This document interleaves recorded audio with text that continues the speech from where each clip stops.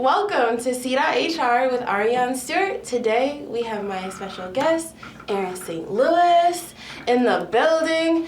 And I just want to start off by saying welcome, Aaron. Thank you so much for coming out and being on the show. Thank you so much for having me. It's an honor. It's awesome. I'm so excited. So a lot of people know you as a poet, getting into photography. I wouldn't say all that. I would say that. Don't book me. It's just a hobby. Do not book me.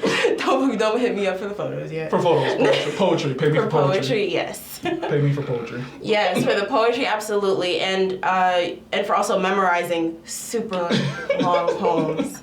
And it's like they'll be amazing too, but I feel like a lot of people get caught up like, he been talking for like 6 minutes. It hasn't looked at anything.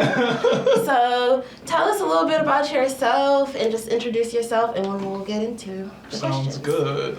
Thank you for having me. My name is Aaron St. Louis, as she said, aka Joe Saint. I love poetry, specifically spoken word. Springfield, Mass native. I'm 28 years old, and my topics usually cover.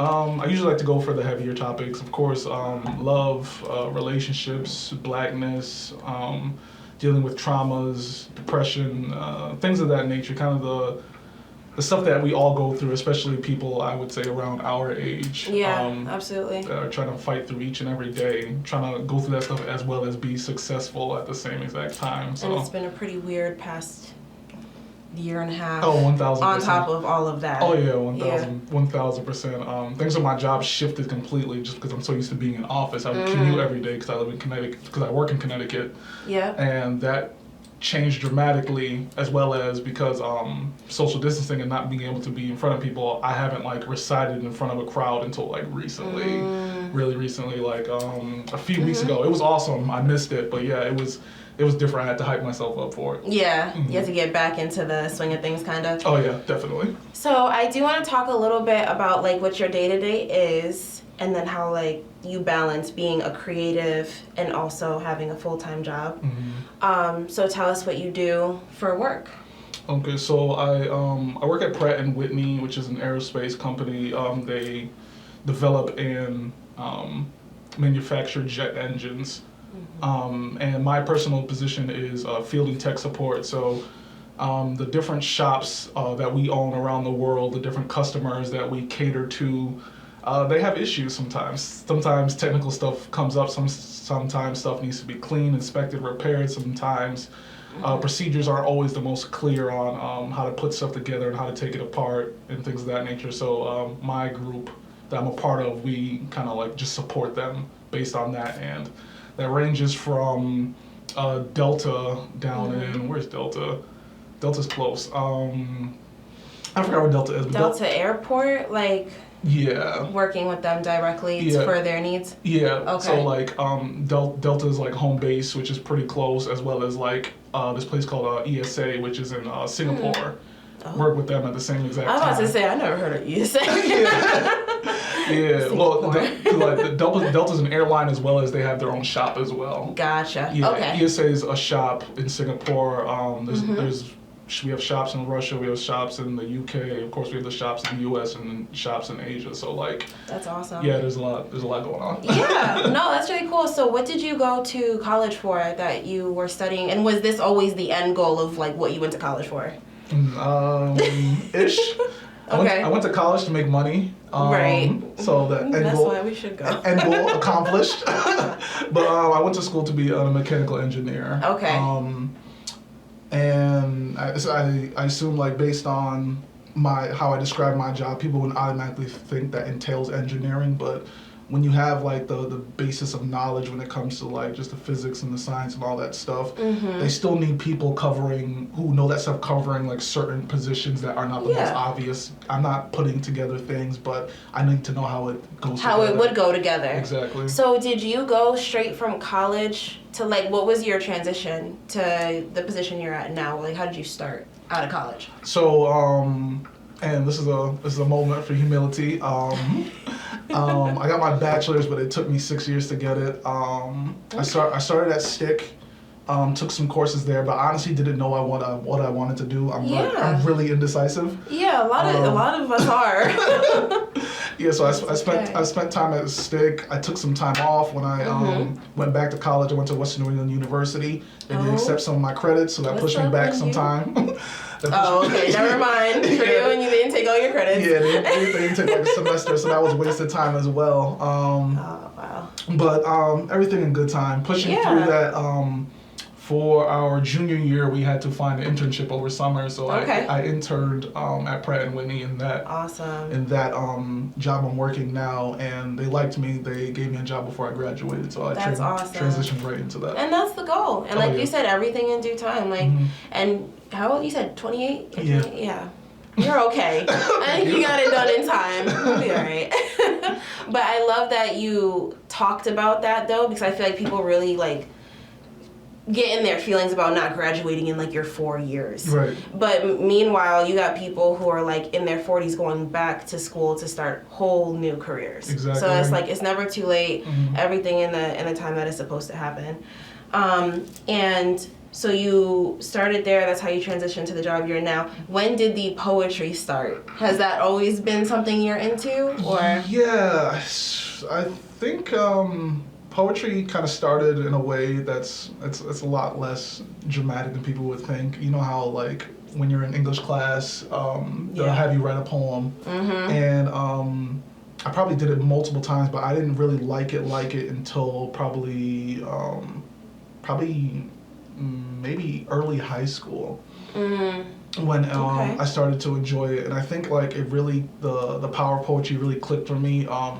Just listening to like certain rappers and how they have imagery, they have the metaphors, the similes, they have the alliterations, and they're able to like just paint pictures with their words. Like they say like a picture's worth 1,000 words. It's pretty amazing how you can use less than 1,000 words to make a picture. So I think that was really cool, and that kind of like just blew my mind, and I wanted to do the same exact thing. So. Absolutely. Do you feel like I can imagine that your job is mentally draining a little bit, I would think. Do you feel like, because then what you do is you're walking away from your job that's mental, and then you're going into poetry, which is creative, but then also you're pushing yourself to memorize these like super long, elaborate poems. Is that relaxing for you? No. Especially because like both the job and the poetry are mental, but they kind of focus on two different sides: the more technical side and the more creative side. And sometimes when you're just digging into your job and just trying to do a good job, and maybe you have a project and maybe you're just really busy, it's really hard to flip off that really technical mind and flip it into your creative side. So there was times, I think like early in my working career, where I was like, I might have to give up poetry just because like it wasn't flowing as easily for me, and my life was just about my job at that point. So it's like, what am I gonna talk about? I'm not living. And then you seem like somebody that you're like, if I'm doing something, I'm doing it 110%. So I see where you're coming from. You kind of thought like, okay, if I can't give my all to poetry and have it come out the way I want it to, like why even bother doing it? Right. So when you were in that transition, what was the breaking point where you were like, never mind, I'm gonna do both, because you are doing both? I would say once I got more comfortable within my job, as well as realizing my job isn't my life. I wouldn't even say my job is my source. It's a resource. I think God put a lot in us in order to just be able to live and benefit off of multiple things. I'm not going to put all my eggs in this one basket, especially when it's providing me money, but it's also providing me stress. Like even though poetry takes a lot out of me, I wouldn't call it stressful. I think it adds to me. Right, you're just putting the work in to make it be great. And another thing, I wanted to talk about the project that you were working on. How is your projects coming along? They're coming along good. This one, I told you about the series, as well as I told you about the book idea. I have all the pictures from my book. I think I gotta review them, but I'm not touching it until I finish the series. I would say the series is like 90, or I would say 85% finished writing. I'm in the middle of memorizing all the stuff I've written so far, and I'm really excited about it. It's a lot. Yeah. Can you tell us a little bit about what the series entails? Just a little bit. Can't tell them, too much because it's coming. Sure, most definitely. The series is called We Should Have Been Poets. And it's pretty much going through a lot of issues that men go through that they don't really speak up about. It ranges in terms of topics as well as length and as well as style. Like the first part is called Chocolate Boy, where I'm talking to my 2 nephews about being a man, and I started off with asking them, hey, what does it mean to be a man? And I'm very interested in what little boys would say to that. Yeah, I can give you a little bit of it. One random Sunday afternoon, I asked my nephew, what does it mean to be a man? Ethan proceeded to tell me you must be brave, very, very, very confident, defender of your family, working for your family, getting money so you're not poor, and I quote, you can't say yes to your kids whenever they want something. Oh, wow. That's pretty good. Hey, you're not wrong. I think there should be some other stuff in there too, but you're not wrong. Yeah, but it's a lot of the confident part can be a lot for a little kid to metabolize. Oh yeah, most definitely. He was 7 at the time. He's 9 now. Yeah, so when it comes to my poems, I'm always slowly writing them, and they kind of just develop into something at the end. So this one developed into Chocolate Boy, and it's pretty much me just telling Ethan and his little brother Isaac how it seems simple on paper, but for this specific poem, I talk about alcoholism, I talk about relationship problems, I talk about emotional problems, and I pretty much tell him that I don't have it figured out, but I do want to figure it out before I infect your future cousins too, because I don't want to pass it down, those issues down. Of not knowing or not being certain. And talking about that too, I remember I heard a podcast was talking about that manhood is difficult in this day and age because, men and women are providers at this point, and they were talking about, obviously everybody has different things that they put their life into that they care about, but women kind of have this purpose and place in us that we bear children. We're the ones who carry the kids, and we're important, we'll always be important for that reason. Right. Whereas sometimes it can kind of seem like society's trying to push out what then old school masculinity was as being a provider, or having a stay-at-home wife or whatever, and that can be a difficult thing for a young man or a man of any age to deal with. How do you feel like that connects with, because I know, from my perspective of that, I have my father as the example of what I think a man is supposed to be, and I would talk to my dad about what I wanted to do career-wise. It's always about the money. Even what you said, when you were I went to college to make money. You're right. That's usually why we go, but then it's you get there, you do all this work, and then you see someone else doing what they love, making money. Right. But we kind of had this mindset, I feel instilled in us from our parents too, that it's not about your happiness or having a good time. Right. It's about going to work. Yeah, it's not about happiness. It's not necessarily even about fulfillment. It's more so taking care of your responsibilities.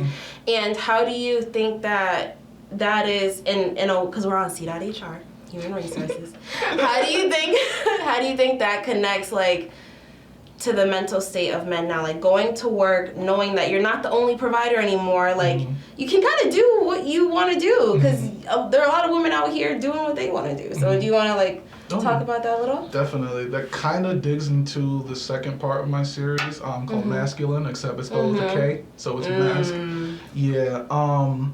And it pretty much goes through how a man will chase money, he'll chase sex, he'll chase status, he'll chase all these things on his resume, he'll crown himself a king, but what kind of king is he?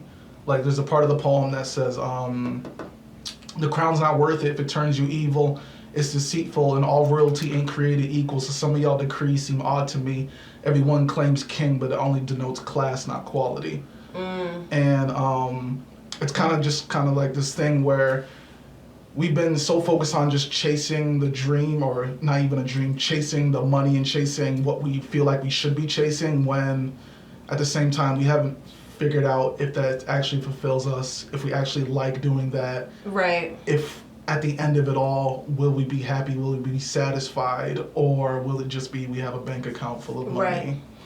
And how do you, there's another podcast I listen to.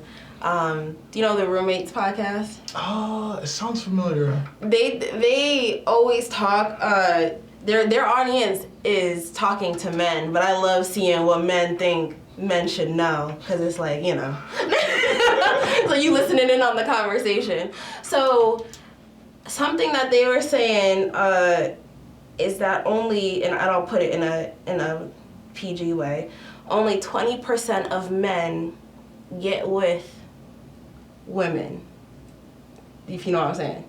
So the advice that they say to the men who are listening is that the only way you can make yourself of a high value man is to get the money and to have the power, and like women will follow and flock to you. I've heard that.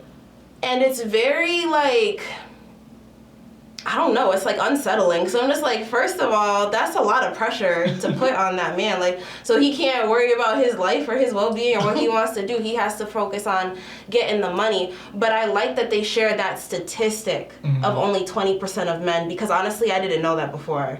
I watched the show and I was like, oh, that really puts it in perspective, because there, like, a lot of people, majority of people are looking for some type of partner.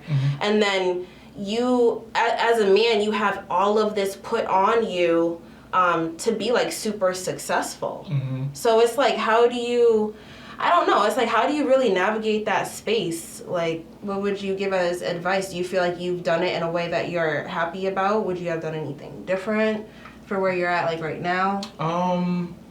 I wouldn't necessarily have done anything different. Although we say, like, follow your dreams and kind of enjoy life, we do have responsibilities that we should be able to balance, but we can't let that stuff define us. I definitely understand, like, the idea that having money and being successul will attract women. I mean, it's easy to be in my position because, like, I have the monies.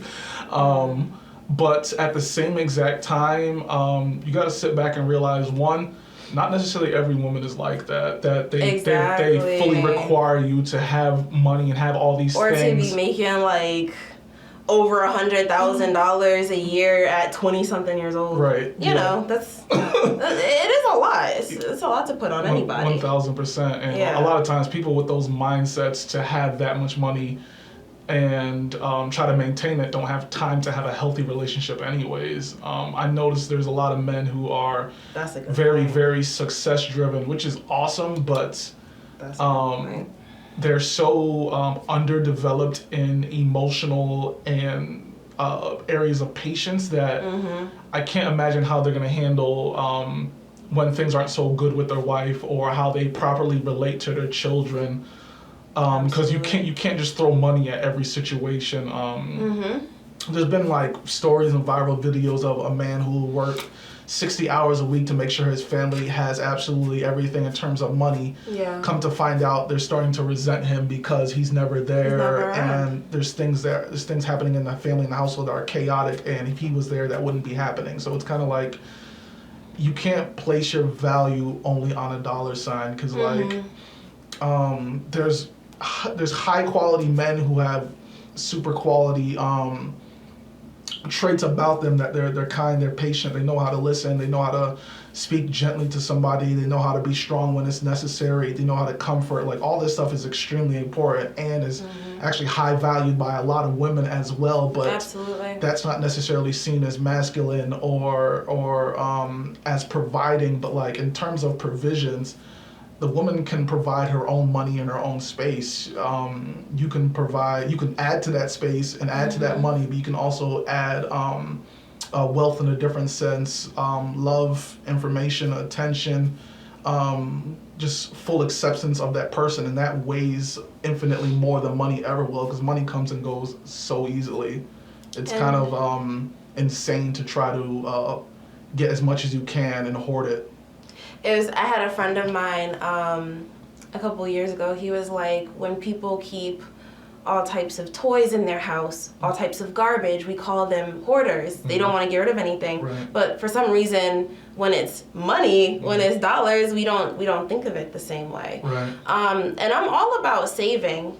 You know, like all about saving, all about not needing anybody else for anything, because you want to be able to be, you want to be financially literate. You want to be comfortable. Right. But the pursuit of going to kill myself over trying to make all this money, or I'm not gonna go to the gym because I got to make all this money. I'm not gonna hang out with my family. I'm not gonna spend time with my friends. Those are the things that we're talking about. And I don't want to I know I kind of shifted towards that because you've always given so much knowledge to me. I was like, we got to talk about that a little bit. But also, another statistic out there is that women over the age of 40 who make over $100,000 are seen as like the most unhappy people. Like that's another statistic that's out there. So for men and women, I think it's very important to figure out what your priorities are outside of money, and then figure out how to make it align. And the younger that you do that, and you really sit down and have that conversation with yourself, the better off you'll be. You can do it at any time, but if you're younger, start now. Yeah. Just start now. And I did want to talk about I feel like we did kind of talk about mental health a little bit in that balance. What are some things that you do to make sure that you're as efficient as possible and always like feeling good? Definitely talking good to myself. I think another things that comes with running for success is we can be extremely hard on ourselves, especially when it's like very unnecessary. And talking down and talking poorly and verbally abusing somebody else isn't healthy for a relationship. Why would that be healthy for yourself? Right. So I've been definitely focusing on talking good to myself. Definitely writing more stuff down on paper. Usually I'm always on my phone writing down stuff, which is good, but like when I sit down with a notebook and just kind of like write down the things I want in life. Like my friend came out with a journal, and I started writing in it. The first thing I wrote down was the things I'm afraid of. And if I could share that, if I remember it, it was purpose, money, love, living, and all of the above. That you're afraid of? Yeah, just little stuff that kind of, not necessarily just like I'm scared of, but like that causes some fear, anxiety, discomfort, confusion, things I'm not assured about. Wrote down everything about it, detailed it, and then like maybe a week later I wrote down my dreams on how to overcome those things as well as not to obsess over them, because like I'm extremely guilty of overthinking, and me too. in the definition of overthinking, you're already doing too much. You don't get a better solution by overthinking. So it's all about balance, and I'm trying my best not to just have such a strong grasp over things, because like as a man, you want to be in control and have power and be able to handle situations, but at the same time, if you have such a tight grip on something, you end up breaking it. Ooh. That was, absolutely. You don't want to have, because you can only have but so much control. Exactly. And especially over, situations that you really can't handle, and then people who are their own people. I like that you said talking good. I feel like that's something that everybody should like start their day with. I did a exercise. I was doing a public speaking class with Ayanna Crawford, and she had us look in a mirror and talk to ourselves. I talked to myself a lot as a kid, so that was nothing to me. But I does this. But I did notice like a lot of people really struggled with looking themselves like in the mirror sometimes. And it's nothing to be ashamed of. It's just like sometimes you feel uncomfortable, or we judge ourselves harsher than anybody else really even cares to judge us. 100%. I gotta be honest. Like unless you're like a celebrity, like people aren't really judging you like as hard as you think they are. And I think that's important to like start your day with that positive thinking. And then something, and not just like talking good, but like also when you're from a relationship standpoint, like I know if Darius hears me like being down on myself, he'll be like, stop doing it. You know what I mean? Like kind of like pauses, like stop doing that. Or if I hear him doing it, or I hear one of my friends doing it, I'll be like, don't talk about my friend like that. Right. You know, because you wouldn't let anybody else talk to you like that. So why are you gonna talk like that to yourself? Exactly. I kind of do the same exact thing with, you know, Justin, our trainer. He's my god brother as well, so we have a very close relationship. And we're hard on each other just because like we gotta push each other. We don't like to let each other get comfortable. Yeah. But there was like this 2-week period where whenever you call me, he'd just be like, "You're trash." Oh my god. Yes, in those relationships, yes. Yeah, and high key, like, it kind of weighed on me, because, like, yo, it's the first thing you tell me whenever we talk. What is up? Like, I'm already having a hard time. Why are you making it worse? Right. I know, that's funny, though. I'm sure you probably laughed at it, too, though. Oh, yeah. Well, 1,000%. We spoke about it, because we call ourselves trash all the time, but when I was talking to him, I said the same thing about talking good to ourselves, and, like, yo, let's not do that anymore. Like, and we always have to catch ourselves, because, like, we do it kind of facetiously, like, comedically, but, like, at the same time, like, your spirit doesn't know you're only kidding. Yeah, no, sometimes, and honestly, like, there's a lot of relationships like that where people, like, go back and forth, they just, like, messing with each other, but sometimes you gotta be like, look, can you shoot some positive things at me today? Exactly. Please? I need it. No, I love that. And then, that too, because you're constantly going to the gym, right? So you make sure that you're keeping yourself in a good, like, mental state. And I think that that's so important. There's so many people who, you know, people deal with depression and all different types of things. I did an episode with Isabel Garcia, if you want to check it out, if you need help with that type of topic. You can reach out to Stoyaki. But also, it's like, sometimes I notice, like, I'll be really down, and then I go to the gym and I run, and I just, like, feel better. Yeah. Even if it's just for the fact that I preoccupied my mind for, like, a good hour or 2 hours. You know what I mean? Oh, yeah. And then, not only that, when you do it at night and you're like, you would think you're gonna be up all night thinking, you're going to bed. Like, you're going to sleep. You don't have energy to overthink when you just had, like, a good workout. So I feel like that's something that people need to really take into consideration. Oh, 1,000%. I think there's definitely practical steps you can take to just making yourself feel better, as well as giving your days a lot of more diversity. Because my sister said, like, it's insane how we live and anticipate the weekend, and that's only 2 days out of the week. Oh man, that's preach. Like two out of 7. I don't know what percentage that is at the top of my head, but it's a low percentage. It's a low percentage. That's way too low. Good. Like the weekends and your weekly annual vacation. Yeah, that's not it. Definitely get some sunshine. Definitely. Absolutely. Get some water. Talk to people, talk good to yourself, talk good to them, bless other people, go to the gym, just diversify your life and be more intentional with things, because a lot of times we can put ourselves on autopilot.